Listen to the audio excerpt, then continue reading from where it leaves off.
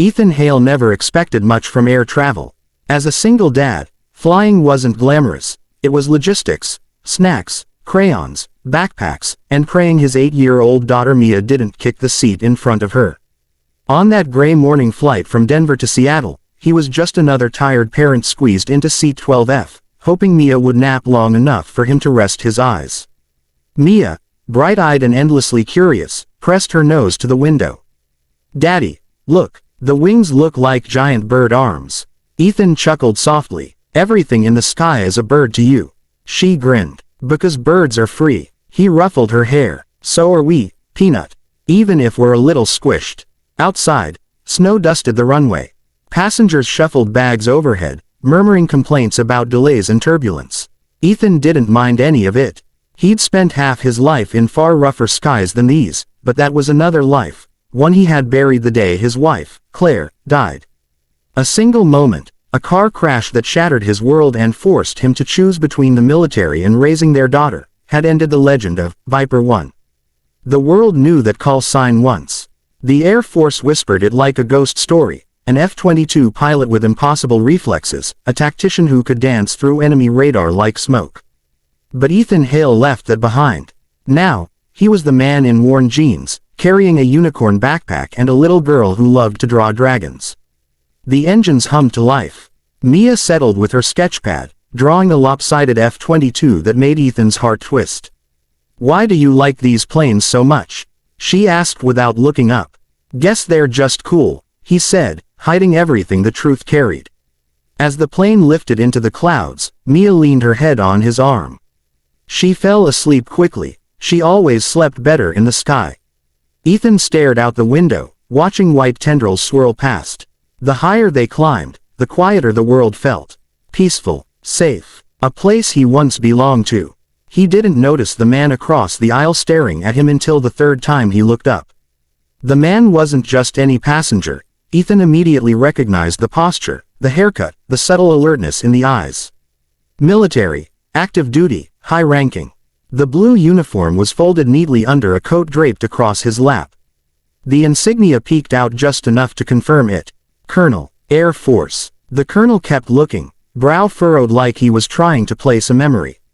Ethan ignored him. That usually worked. He'd grown good at disappearing. An hour later, turbulence rattled the overhead bins. Several passengers gasped. Mia stirred but didn't wake. The captain's voice crackled overhead, calm but strained. "Ladies and gentlemen, we're experiencing a mechanical issue with our communication systems. Nothing critical, but protocol requires we attempt external contact. Please remain seated." Ethan felt a prickle at the base of his neck.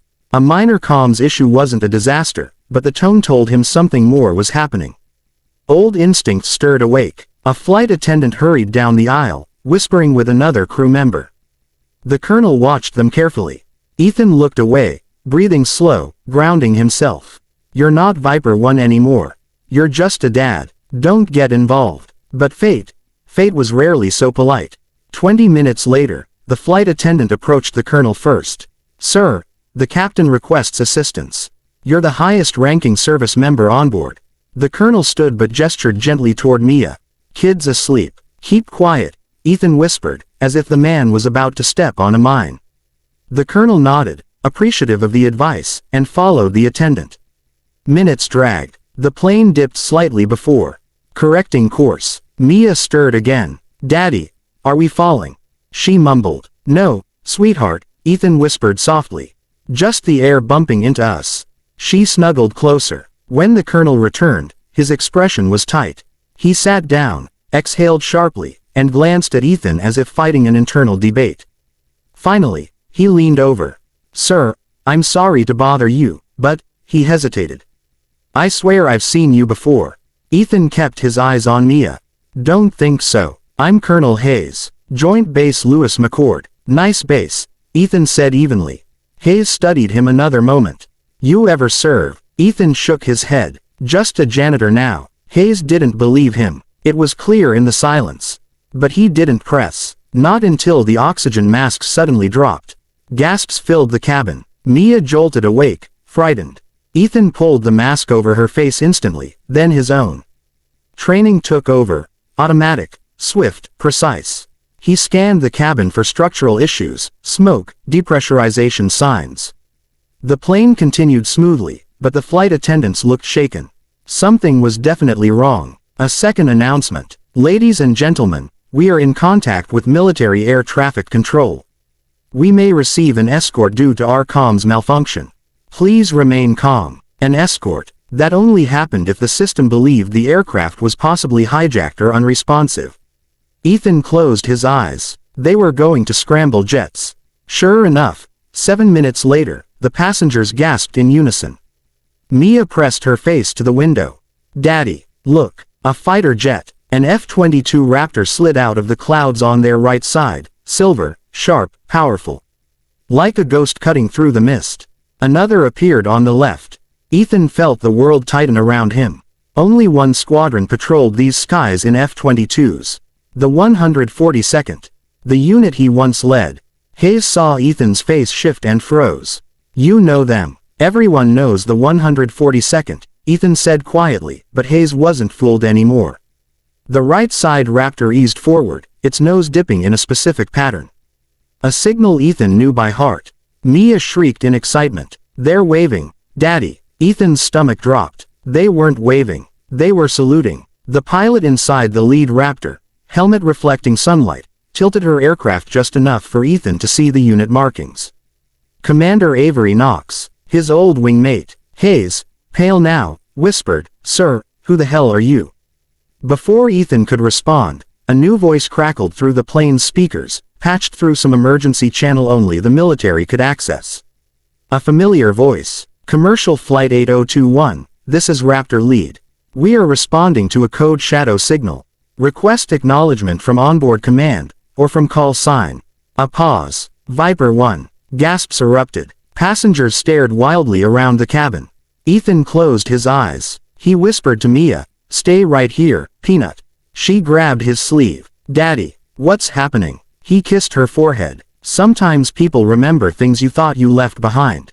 He stood. The colonel immediately rose too. If that's really you, sir.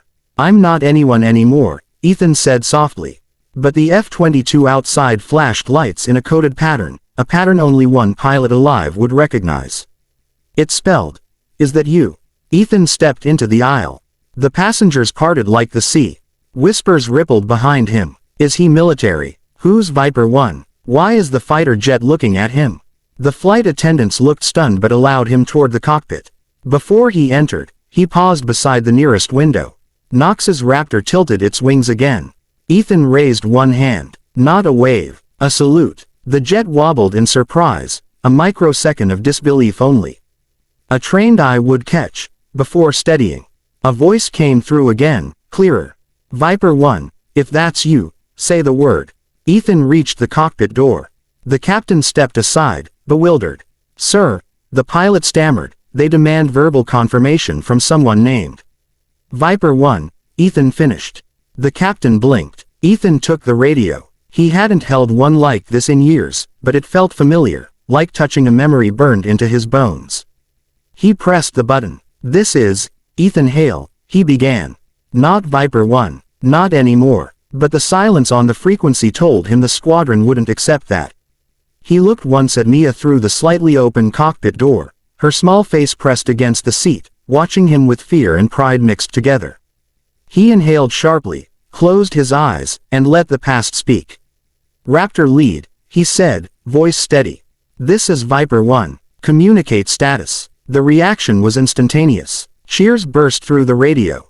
A female voice choked with emotion answered. Sir, welcome back. The fighter jets pulled closer, flying in a protective formation so tight it made the cabin tremble. Knox's voice steadied. Viper 1, we've got you. Escorting you all the way home.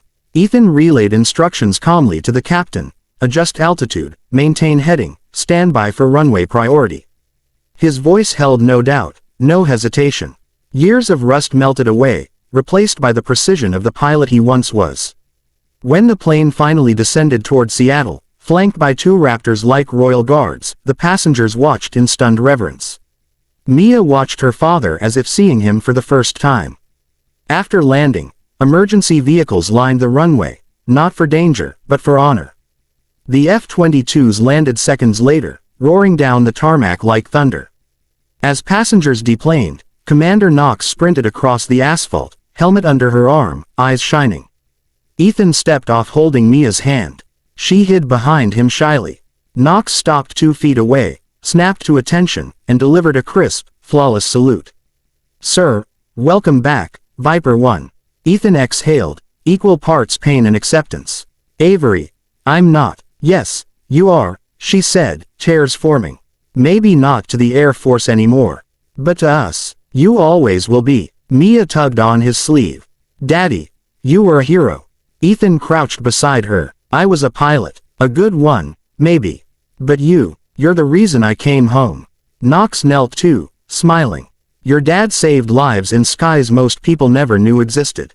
Mia beamed with pride. Ethan stood, the past and present merging like 2 flight paths finally aligned. "Let's go home," he said softly. Knox nodded. "Escorts ready whenever you are, sir." As Ethan walked toward the terminal with Mia's hand in his, the raptors behind him glinted under the sun, silent, powerful reminders of who he had been. Who he still was. Viper 1. Whether he wanted the title or not, the sky had never forgotten him. And now, neither would his daughter.